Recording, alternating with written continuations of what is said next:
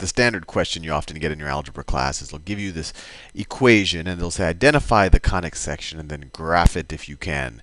And the equation they give you won't be in the standard form because if it was, you could just kind of pattern match with what I showed in some of the previous videos and you'd be able to get it. So let's do a question like that and let's see if we can figure it out. So what I have here is 9x squared plus 4y squared plus 54x minus 8y plus 49 is equal to 0. And once again, I mean, this who knows what this is? It's not in the standard form. And actually, one quick clue to tell you what this is you look at the x squared and the y squared terms, if there are. I mean, if there's only an x squared term and then there's just a y and not a y squared term, then you're probably dealing with a parabola, and we'll go into that more later. Or if it's the other way around, if there's just an x term and a y squared term, it's probably a parabola. But assuming that we're dealing with a circle, an ellipse, or a hyperbola, there will be an x squared term and a y squared term. If they both kind of have the same number in front of it, that's a pretty good clue that we're going to be dealing with a circle. If they both have different numbers, but they're both positive in front of them, that's a pretty good clue we're probably going to be dealing with an ellipse. And if they both have, if one of them has a negative number in front of them and the other one has a positive number, that tells you that we're probably going to be dealing with a hyperbola. But with that said, I mean, that might help you identify things very quickly at this level, but it doesn't help you graph it or get into the standard form. So let's get into the standard form. And the key to getting it in the standard form is really just completing the square. And I encourage you to rewatch the completing the square video because that's all we're going to do right here to get it into the standard form. So the first thing I like to do to complete the square, and you're going to have to do it for the x variables and for the y terms, is group the x and y terms. Let's see. The x terms are 9x squared plus 54x. Right? That's 9x squared plus 54x. And let's do the y terms in magenta. So then you have plus 4y squared minus 8y. And then you have this, let me do this in a different color, plus 49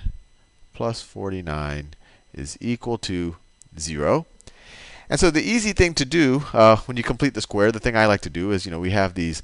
It's very clear we can factor out a 9 out of both of these numbers, and we can factor out a 4 out of both of those. So let's do that because that'll help us complete the square.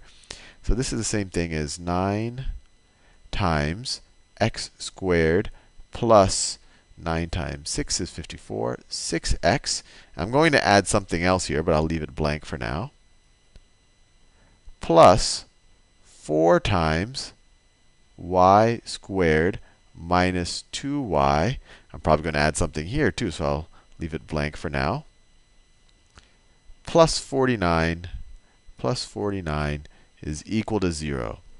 So what are we going to add here and there? We're going to complete the square. We want to add some number here so that this whole 3-term expression becomes a perfect square. And likewise, we're going to add some number here so that this 3-term number expression becomes a perfect square. And of course, whatever we add on this side, we're going to have to multiply it by 9 because we're really adding 9 times that and add it onto that side. And whatever we add here, we're going to have to multiply it times 4 and add it on that side. Because if I put a 1 here, it's really like as if I had a 4 here, because 1 times 4 is 4. And if I had a 1 here, it's 1 times 9.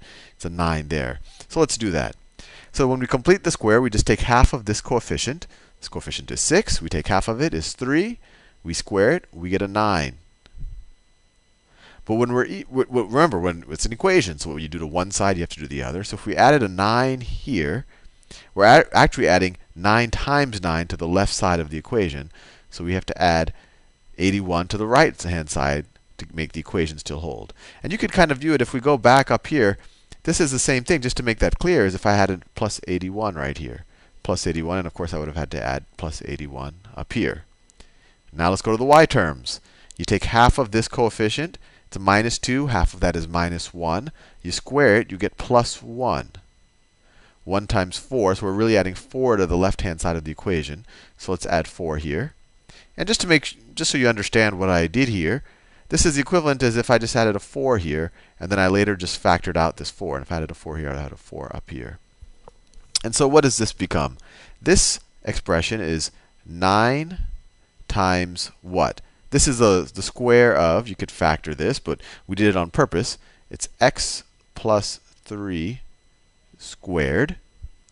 And then we have plus 4 times, what is this right here? That's y minus 1 squared. Y minus 1 squared. You might want to review factoring a polynomial or completing the square if you found that step a little daunting. And then we have plus 49 is equal to 0 plus 81 plus 84 is equal to 85. All right, so now we have 9 times x plus 3 squared plus 4 times y minus 1 squared. And let's subtract 49 from both sides. That is equal to, let's see, if I subtract 50 from 85, I get 35. So if I subtract 49, I get 36. 36. And now we're getting close. We're getting close to a standard form of something. But remember, all the standard forms we did except for the circle, we had a 1. And we know this isn't a circle because we have these weird coefficients. Or not weird, but different coefficients in front of these terms. So to get the 1 on the right-hand side, let's divide everything by 36. You divide everything by 36. This term becomes x plus 3 squared over, see, 9 over 36 is the same thing as 1 over 4. And then you have plus y minus 1 squared. 4 over 36 is the same thing as 1 over 9. And all of that is equal to 1. And there you go. We have it in the standard form. And you can see our intuition at the beginning of the problem was correct. This is indeed an ellipse. And now we can actually graph it. So first of all, actually a good place to start. Where's the center of this ellipse going to be? It's going to be at x is equal to negative 3, right? What x value makes this whole term 0? So it's going to be x is equal to minus 3. And y is going to be equal to 1. What y value makes this term 0? Y is equal to 1. That's our center. So let's graph that, and then we can draw the ellipse. Let's see. It's going to be in the negative quadrant. So it's our x-axis. And this is our y-axis. And then the center of our ellipse is at 1, 2, 3, minus 3, and then positive 1. So that's the center. And then what is the radius in the x direction? We just take the square root of this. So it's 2. So in the x direction, we go 2 to the right. So this is 2. And we go 2 to the left. That's 2.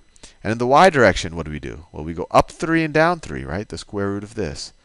So let me do that. We're going to go through, see, 1, 2, 3. So we're going to go up here. We're going to go 1, 2, 3. And we're going to go down here. That's the y.